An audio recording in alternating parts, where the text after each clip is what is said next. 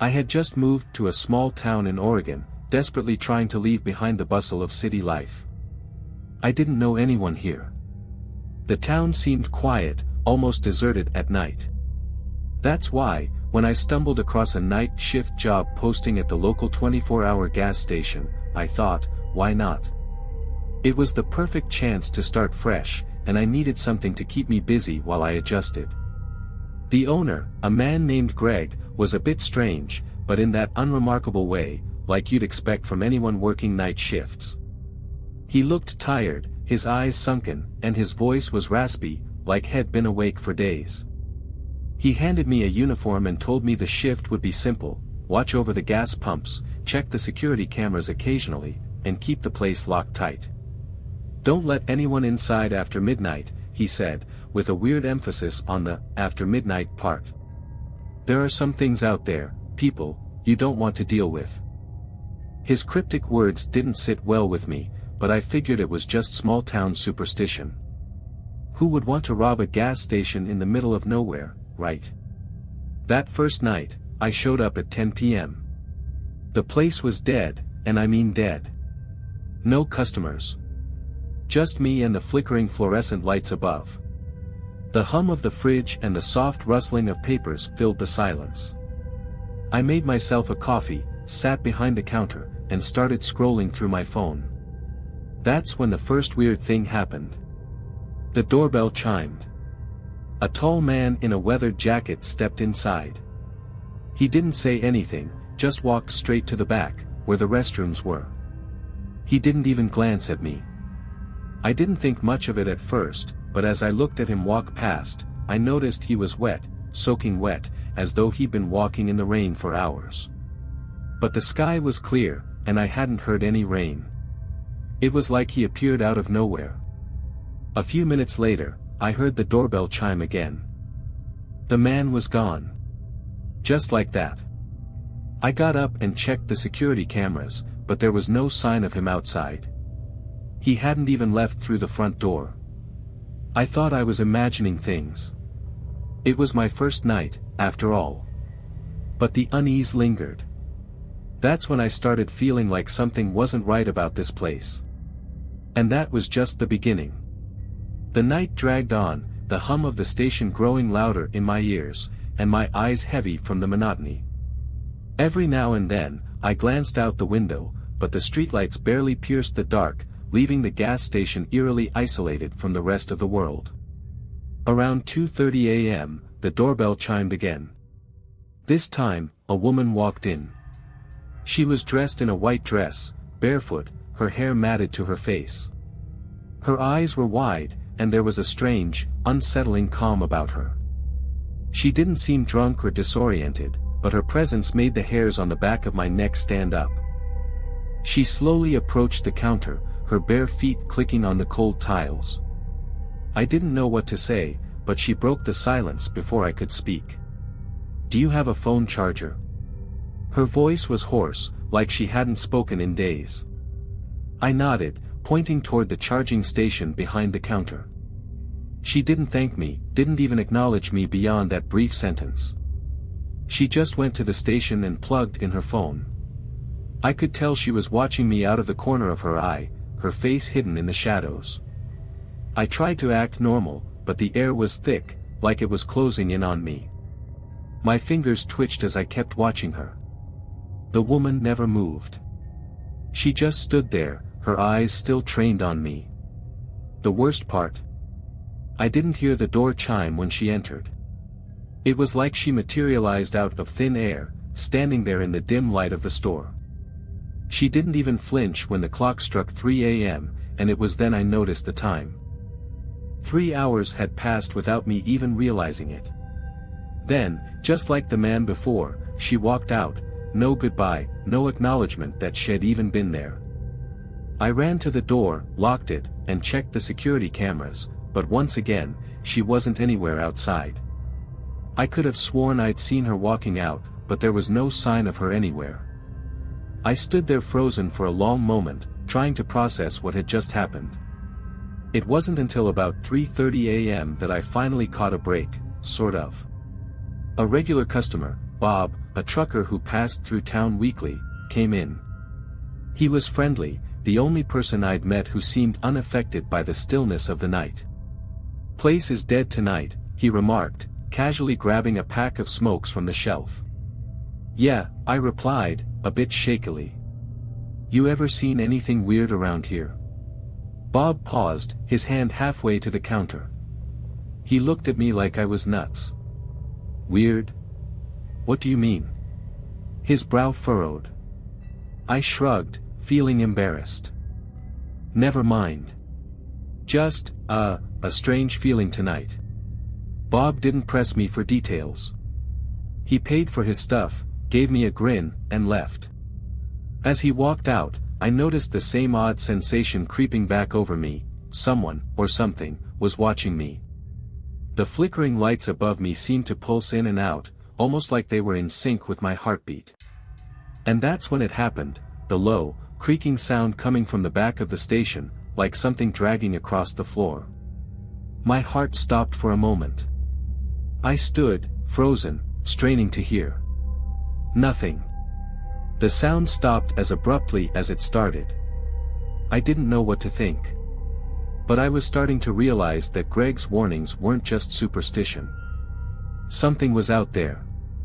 I tried to brush off the creaking noise. Maybe it was just the building settling. It had been around for decades, after all. But as the minutes dragged on, the weight of the night started to feel suffocating, like the air itself was pressing against me, urging me to leave. At 4:15 a.m., the doorbell chimed again. This time, my stomach dropped. I didn't want to see anyone, didn't want to face another strange customer, but my legs moved before my brain could stop them. I looked up to see a tall, dark figure standing just inside the door. The man was dressed in a long black coat, with a hood pulled low over his face. His presence was so heavy, so unnatural, that I felt the blood drain from my face. He didn't move or speak. He just stood there, staring at me. I froze. His eyes, or at least where his eyes should have been, were hidden in shadow. I couldn't tell if he was looking at me or staring past me, but it felt like he was inside my head, digging through my thoughts, weighing my every movement. "Can I help you?" My voice sounded too loud, breaking the tense silence between us. The man didn't answer. He simply stepped forward, his footsteps echoing across the linoleum floor. My heart was pounding in my chest, and I backed away instinctively, my breath coming faster. I didn't know what it was about him. It wasn't his size or the way he moved. It was his presence, like he didn't belong in this world at all. As he crossed the threshold into the station, I noticed something that made my skin crawl. His feet didn't touch the floor. It was like he was hovering just slightly above it, his boots never making a sound as he walked. I stepped back again, my fingers reaching for the panic button under the counter. My mind screamed at me to press it, to lock the door, but I couldn't move. My body was frozen. The man reached the counter. His hand, pale and cold, slammed down onto the surface with an unnatural force. He finally spoke, but his voice wasn't human. It was deep, like the sound of gravel scraping against stone. "I'm just passing through. Don't worry about me." I didn't know what he meant by that. Was he threatening me? Was he just trying to scare me? But as soon as the words left his mouth, the room felt colder, like an icy wind had slipped in through an invisible crack. I could see my breath now, visible in the thin air. Without another word, the man turned and walked toward the back of the station. I snapped out of my daze and bolted to the door, locking it immediately. My heart was racing, and I quickly checked the security footage. The man was nowhere to be seen. I ran through the back rooms, searching for him, but I found nothing. The building was empty. No sign of him anywhere. I thought I was losing my mind, but the cold feeling, the chilling, oppressive air, still lingered in the station. I could still hear his footsteps echoing in my head. Just as I was about to call Greg, something else caught my eye. A small, black feather, lying in the corner of the back room, where I had been earlier. I bent down to pick it up, my fingers trembling. The feather was too perfect, too smooth, like it had been placed there on purpose. The doorbell chimed again. I didn't move. I didn't want to answer the doorbell. I didn't even want to move. My mind raced, trying to make sense of everything that had just happened, the man in the coat, the strange feather, the feeling that something was out there, watching me. But the chime rang again, more insistently this time. I hesitated. I glanced toward the back of the station, where I had just checked. No sign of the man. No sounds. It was as if he had never been there at all. The coldness, though, still lingered, and the faint echo of his footsteps seemed to reverberate through the walls. I couldn't ignore it. Someone was at the door. I walked slowly toward the front, my heart pounding. My steps felt too loud, like I was walking through a heavy fog, each movement pulling me deeper into something I couldn't explain. I reached for the door, but before I could unlock it, I saw something through the cracked window, a shadow moving just outside, too tall to be a person, too thin to be anything familiar. The doorbell rang once more. With a shaky hand, I unlocked the door, pulling it open just a crack. A gust of cold air rushed in, but there was no one there. Just the empty road outside, the streetlights casting long, thin shadows that stretched across the pavement. I stared out into the dark, trying to make sense of it. I was about to close the door when I caught something in my peripheral vision, a movement, quick and deliberate, just past the corner of the building. I swung the door wide open and rushed outside, calling out into the night. Hello? Is someone there? My voice echoed into the emptiness, but there was no reply. The silence stretched on, thick and suffocating. I turned back to the station, intending to lock the door and never leave again, when I saw it, something that made my blood run cold. Up on the roof of the gas station, standing perfectly still in the glow of the streetlight, was the man in the black coat. He wasn't moving, just staring down at me. His face was still hidden beneath the hood, but I could feel his gaze, like it was penetrating my very soul. I staggered backward, slamming the door shut and bolting it behind me. I ran to the security monitors, my hands shaking as I flipped through the cameras. The man was nowhere to be found. That's when I noticed something even worse. There were no security cameras on the roof. I was alone in this station. Alone, except for something I couldn't explain. Whatever that thing was, it wasn't human. I tried to call Greg, but my phone went dead in my hand. I plugged it into the charger, but it wouldn't turn on.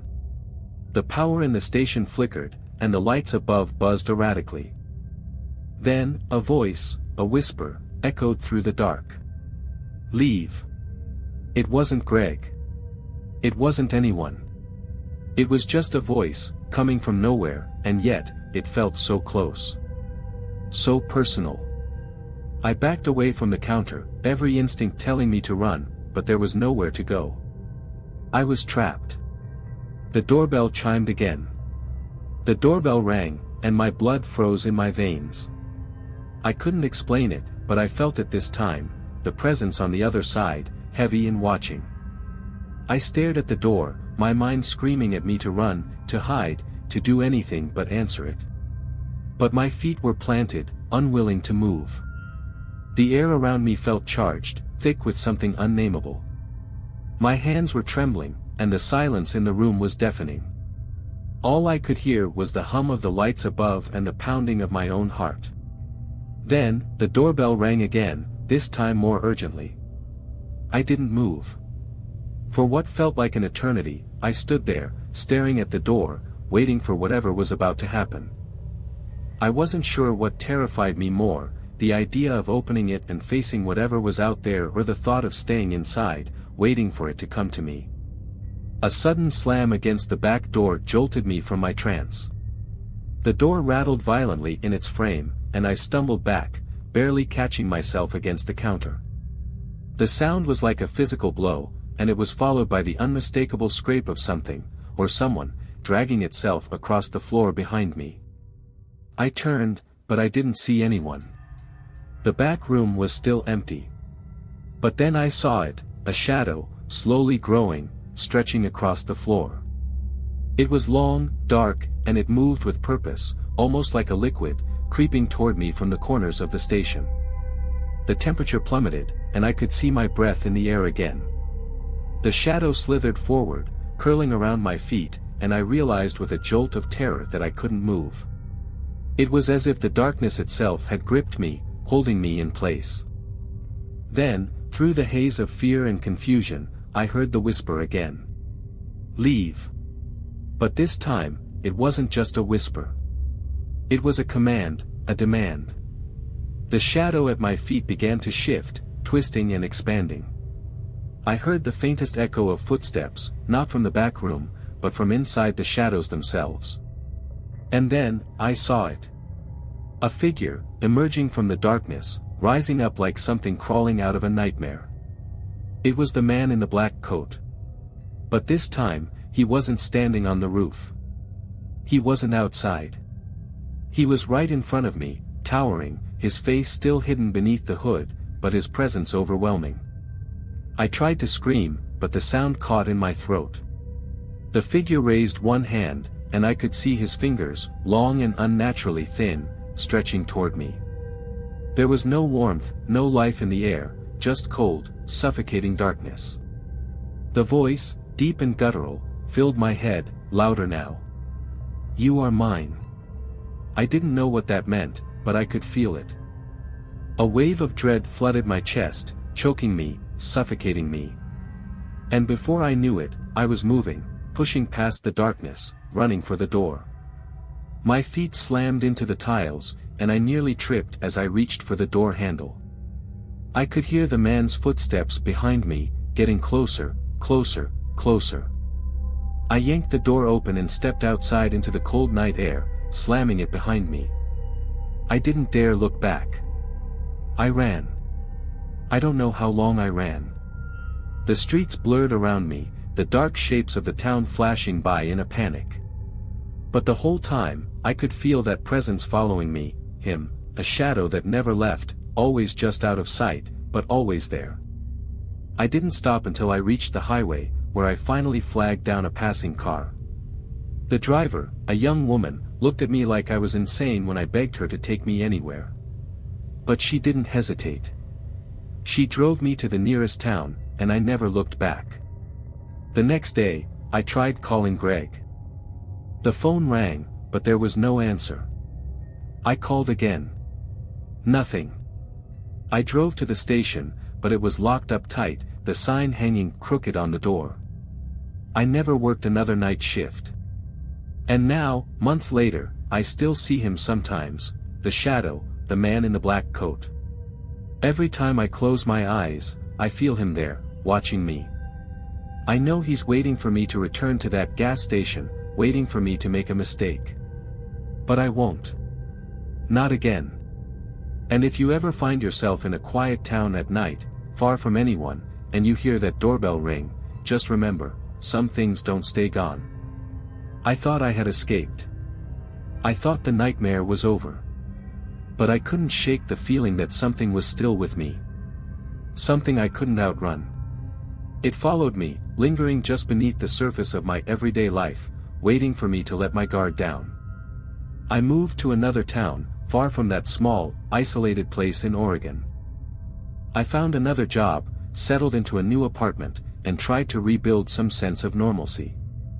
But even in the bright, busy city, I could feel it, a presence.